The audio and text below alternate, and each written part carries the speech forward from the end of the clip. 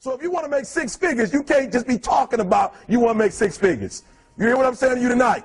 If you do the three things I tell you to do tonight, I guarantee you, whatever it is you want to do in life, you'll be able to do. You will be able to accomplish whatever you want to academically, financially, relationally, whatever. So three things. All right, I'm going to tell you the story. I got to get out of here. And the story is about, you guys have probably heard about this before. It was a young man who, he wanted to make a lot of money, and so he went to this guru, right? And he told the guru, I want to be on the same level you're on. And so the guru said, if you want to be on the same level I'm on, I'll meet you tomorrow at the beach at 4 a.m. He like, the beach? I said, I want to make money. I don't want to swim. Guru said, if you want to make money, I'll meet you tomorrow, 4 a.m. So the young man got there at 4 a.m. He all ready to rock and roll, got on the suit, should have worn shorts. The old man grabs his hand and said, how bad do you want to be successful? He said, real bad. He said, walk on out in the water. So he walks out into the water. Watch this. When he walks out into the water, it goes waist deep. So he's like, this guy crazy. Adrian, he's like, I want to make money. He got me out here swimming. I didn't ask to be a lifeguard.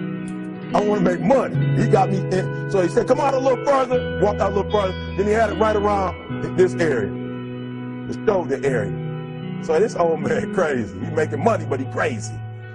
He said, come on out a little further. Came out a little further. It was right at his mouth. My man like, I'm about to go back in here. This guy is mine. So the old man said, I thought you said you wanted to be successful. He said, I do. He said, walk a little further. He came, dropped his head in, held him down, hold him down. My man getting scratching, holding him down. I got you. I know you brushed it out, but I got you. He had him held down. I need you for an illustration. He had him held down. Just before my man was about to pass out, he raised him up. He said, I got a question for you. Somebody answer the question for me. He said, when you were underwater, what did you want to do? Lee, I'm looking for a different word, though, than lip. What's that word? He said, I wanted to breathe. He told the guy, he said, when you want to succeed as bad as you want to breathe, then you'll be successful. I don't know how many of y'all got asthma in here today, but if you ever had an asthma attack before, you short of breath, SOB, shortness of breath, you wheezing. The only thing you trying to do is get some air. You don't care about no basketball game. You don't care what's on TV. You don't care about nobody calling you. You don't care about a party. The only thing you care about when you're trying to breathe is to get some fresh air. That's it. And when you get to the point where all you want to do is be successful as bad as you want to breathe, then you'll be successful. And I'm here to tell you, number one, that most of you say you want to be successful, but you don't want it bad. You just kind of want it. You don't want it badder than you want to party. You don't want it as much as you want to be cool. Most of you don't want success as much as you want to sleep. Some of you love sleep more than you love success. And I'm here to tell you today, if you're going to be successful, you got to be willing to give up sleep. You got to be willing to work off for 3 hours of sleep, 2 hours. If you really want to be successful, some days you're going to have to stay up 3 days in a row. Because if you go to sleep, you might miss the opportunity to be successful. That's how bad you got to want it. You got to go days without, listen to me, you got to want to be successful so bad that you forget to eat. Beyonce said once she was on the set doing her thing, 3 days had gone by, she forgot she didn't eat. Because she was engaged. I'll never forget when 50 Cent was doing his movie, I did a little research on 50, and 50 said that when he wasn't doing the movie, he was doing the soundtrack. And they said, when do you sleep, 50? Sleep. He said, sleep. Sleep is for those people who are broke. I don't sleep. He said, I got an opportunity to make a dream become a reality.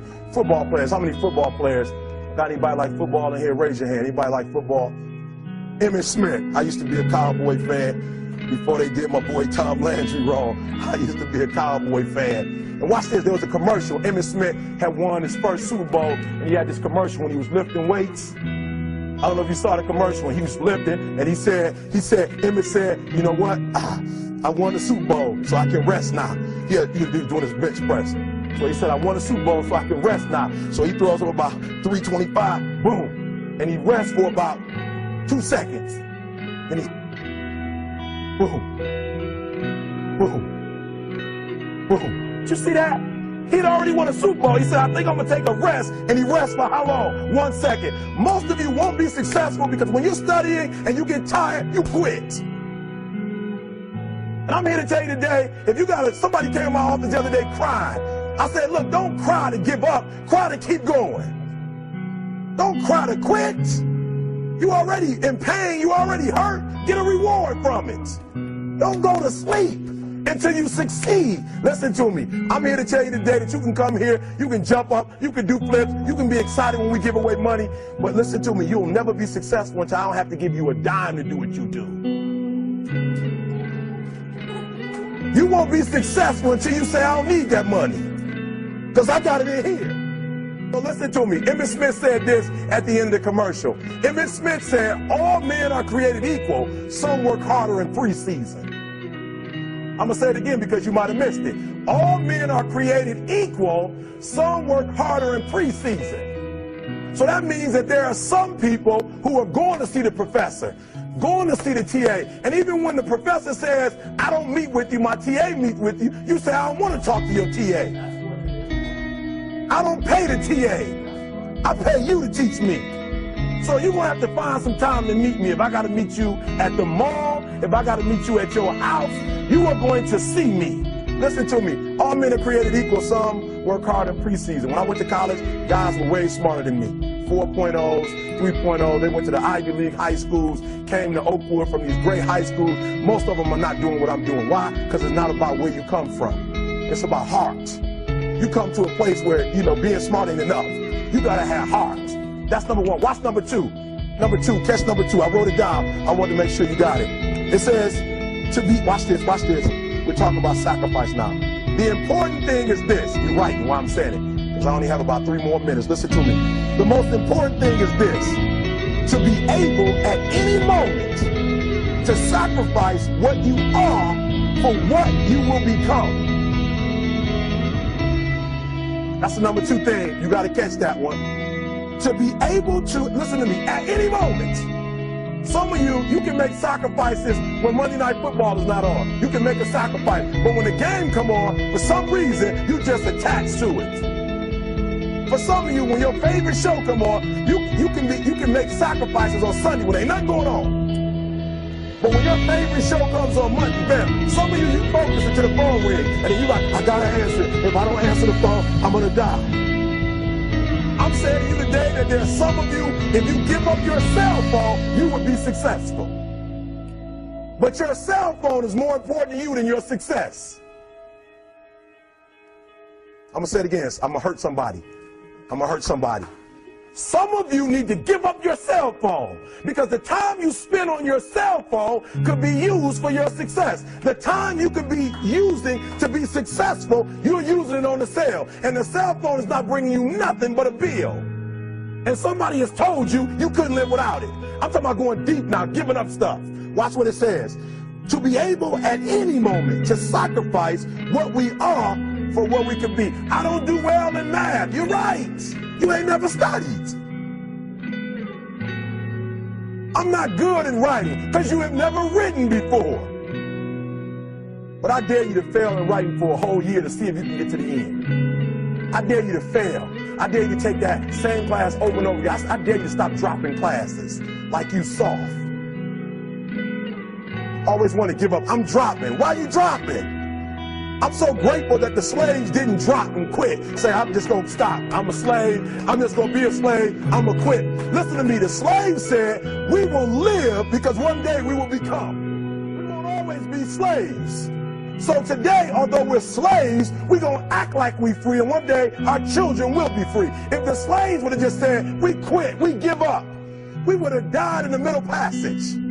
But some slaves said, I don't care what we go through, we're going to survive this. 400 years of slavery, we're going to get through this. And you can't get through it 1825. You can't get through a writing class, and you got tutor after tutor, resource after resource. The problem is, you ain't never felt no pain before. You're soft. It's a soft generation. You quit on everything. Our people did not quit. Harriet Tubman not only made it, she went back and got some more.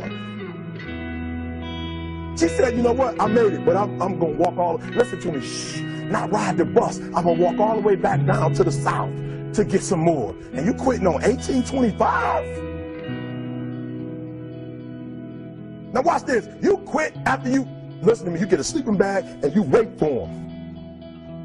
You wait for the first WRA instructor to come in and you come out your sleeping bag, I need help. You quit after you do that. You quit after you had, listen to me, a WRA party. I'm having a party. Everybody come over. I got food, everything. And let them get over there. Let it be all the best writers. All right, I fooled y'all. I want to have a writing party.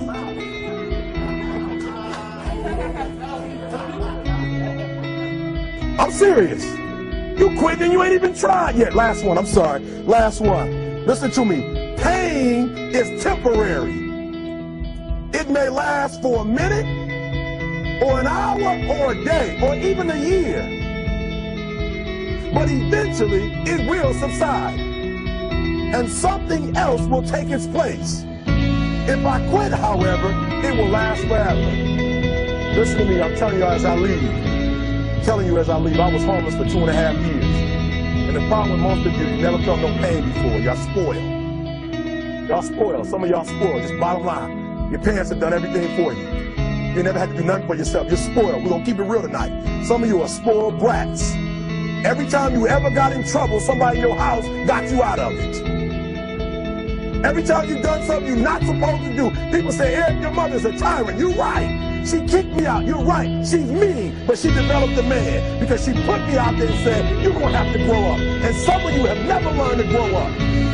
And so every time something get hard, you quit, you call mama. I dare you to take a little pain. I dare you. I dare you not to go home. Somebody said, I don't go home, I feel bad. Go through it. You ain't gonna die. At the end of pain is success. You're not gonna die because you're feeling a little pain. I'm not eating like I eat at home. That's why you're about to go to the next level, because if you keep eating like you ate at home, you'll keep being a boy or a girl. It's time to become man, woman. So don't worry about a little pain. My greatest asset is I was homeless, so I can't feel a whole lot of pain. I've already been alone. There's not a whole lot of hurt I can feel on a little paper, on a little test. So I leave you, listen to me. We have gotten to a point where it's midterms and we're moving forward. The days of you getting money, I'm not saying we quitting, but I'm saying the day has got to go from external to internal. You have to give it everything you got. No more TV, no more parties, no more playing. If you don't have a 4.0, what you need to be doing is studying. Get off the phone. I'm sorry, I'm not available until the end of this year. No, I'm for real. You reached the right number, but you called me at the wrong time. Call me back January 1st. I'm about to get busy now. Huh? I want you to have a countdown of your own and say when the countdown is over, we're the real, watch me, because when I was homeless, I knew something was wrong. I knew that wasn't the best of me. And one day I said, will the real Eric Thomas please stand up? Will the real Eric Thomas please stand up? Stop being this high school dropout. Stop giving up. Stop sleeping on the street. Stop walking up and down Fecal Avenue like you ain't got nothing, and get your GED. Stop being afraid to take a test. Stop being afraid to go to college because your daddy didn't go and your mama didn't go. Stop being afraid and be the best Eric Thomas you can be. But listen to me, it's going to be hard. It took me 12 years to get a 4-year degree, but I got it. And guess what? On a degree, it don't have dates. So if it took you 4 and it took me 12, it don't show up nowhere. But I'm exactly where I wanted to be because I realized I got to commit my very being to this thing. I gotta breathe it, I gotta eat it, I gotta sleep it. And until you get there, you'll never be successful in life. But once you get there, I guarantee you, the world is yours. So work hard and you can have whatever it is you want. Thank you guys for your time.